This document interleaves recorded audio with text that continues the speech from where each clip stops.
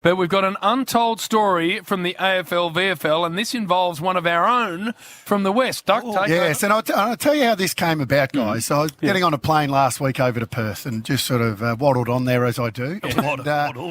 Anyway, Bill, I don't waddle any further than row 2 because I when you got the small aircraft, row 1, JB. No, you got no leg room. Well, you've got the bulkhead. Exactly. You can't put your feet under. With you. So always get row 2. And Who's this story about? On that flight... You, is it? Untold story about Duck. This is how it came about. This got what got Can we me do an thinking. untold story about you? This is what got me thinking, Bill. So anyway, I'm in row 2, and the Collingwood boys, not the whole team, but just about half the team. Half the team had already got over there. So I sit in my my class, 2D, my seat, 2D, and then the Collingwood, they're all walking past, you sort of nodding, and 3 boys stopped, and you guess who they would have been? Right, 3 of the absolute stars. Who do you think? Jordan De Goey would have been there, Duck, I would have thought. De Goey Who was in didn't there. know who you were? De Goey was there. Treloar sits next to me. We didn't say a word to one another. Side bottom sits there. So you got 3 of the absolute superstars from Collingwood. So it got me thinking, and I'd heard this rumour years ago. So I did a little bit of investigating because way back in 2010, the Hawks are travelling to Freo to play them in a final, big final, right? So, back then, probably would have been Virgin, I'd say, Virgin Airlines. Virgin, magnificent. And only so many business class seats get given out. That's what got me thinking, Bill, because Collingwood...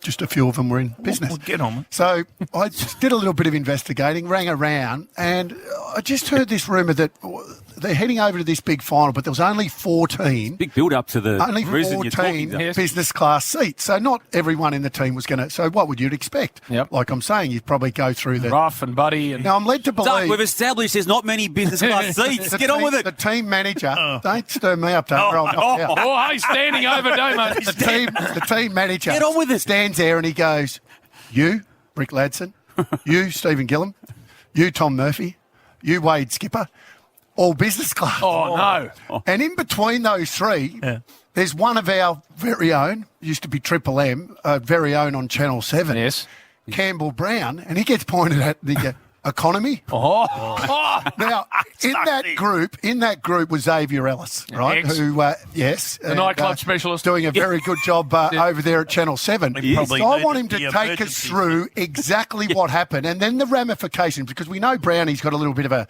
hot head. Yes. So I want to know whether this rumour, this untold story, has any truth to it at all. So Xavier, can you fill us in?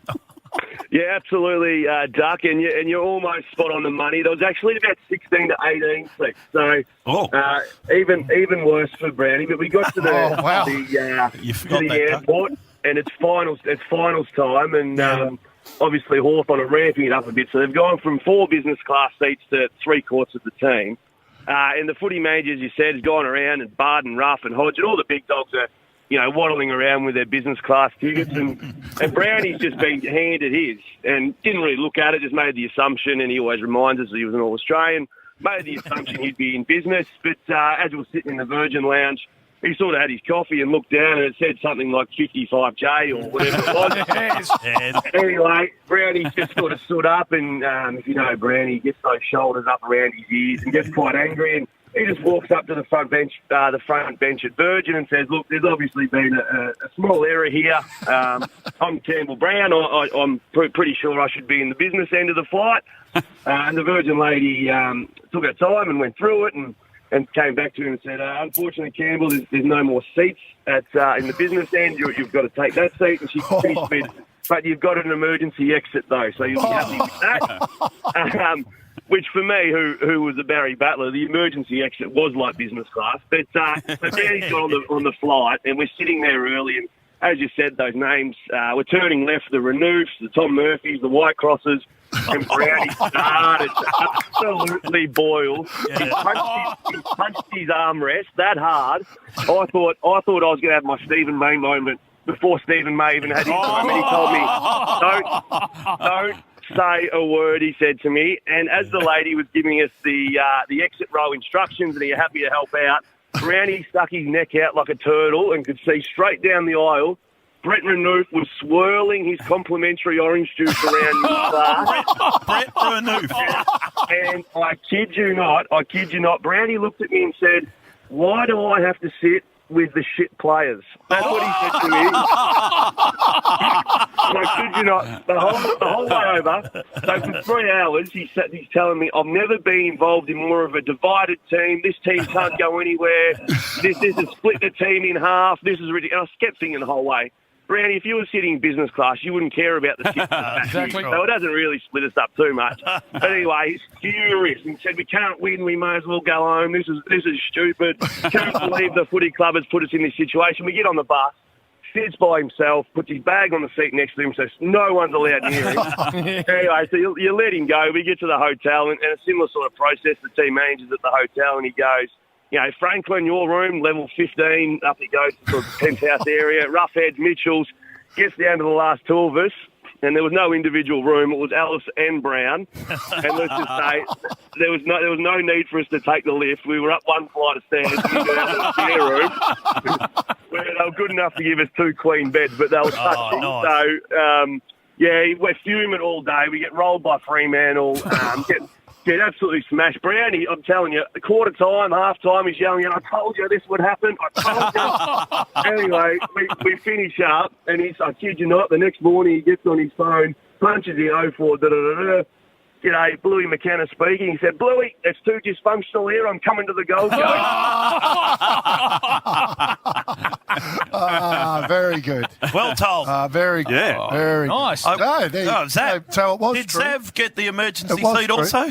Because Oh, yeah, mate, I was emergency. You would have Don't worry needed about it. that. Oh, you need it now. Hey, I tell you what, Billy, a wise man once said to me, you can be fat or bald, don't be both. Hey!